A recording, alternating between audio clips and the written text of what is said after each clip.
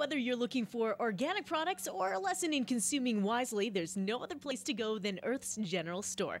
Their mission statement: help people reduce their ecological and social impact on the planet. So what better place for a visit from the leader of the GPC? A huge win back in 2011 for the Green Party of Canada. Now, I know this is late, but big congratulations in order for MP Elizabeth May. How's Edmonton been treating you so far? Oh, I love coming to Edmonton. It's been too long since I was here for a visit. Actually, last time I came through on the train. Yeah. But today's a quicker visit to help out the evergreen candidates here in Alberta. Absolutely. You love the hospitality here? Oh, I love being anytime I'm in Alberta. Well, Canadians are great everywhere, but there's something about Alberta.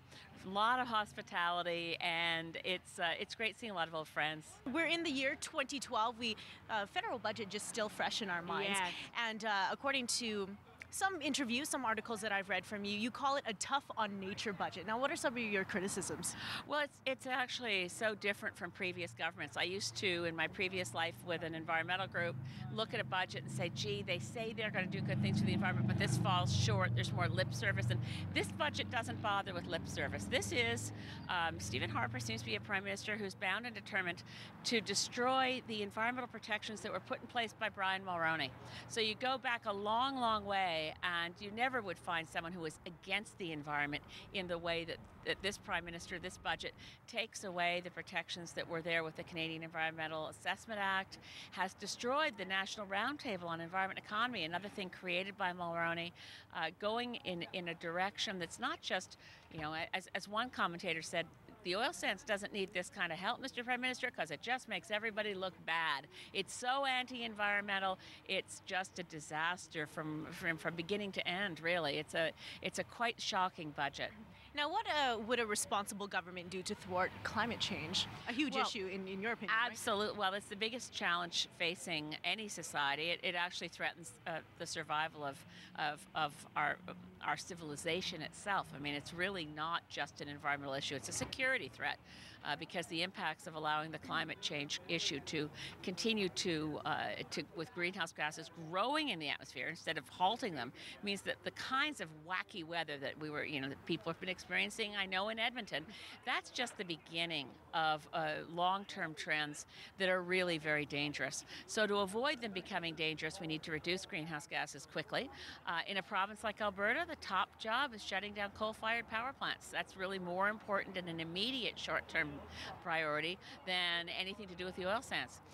But the oil sands, really, you need to be able to say, look, let's have the level of growth that we have now, the level of development we have now, and transfer some of our attention to how do we get value added. Let's have refining of product here. Let's not be talking about shipping with pipelines to other countries before we meet Canadian energy needs. That would actually be good for responding to the climate crisis as well. So there's a whole range of things we need to do. The top of the line is putting a price on carbon so that the market signals make some sense. Right now, it's a distorted market when there's no price on carbon, but the cost to the atmosphere is huge. And of course, we're outside here, the beautiful Earth's General Store in Edmonton. You got a chance to take a tour. What can the average Joe do at home to help the environment? Well, there's two things. One is, of course, we talk about reducing your own footprint, your ecological footprint.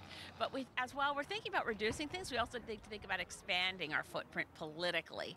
So everybody who cares about the environment, if you just shrink and think, okay, I'm going to buy only recycled paper products, and I'm going to walk more and drive less. These are all important decisions, but voting really matters, and Albertans have a chance on April 23rd to vote for politicians who are willing to say out loud they care about the environment.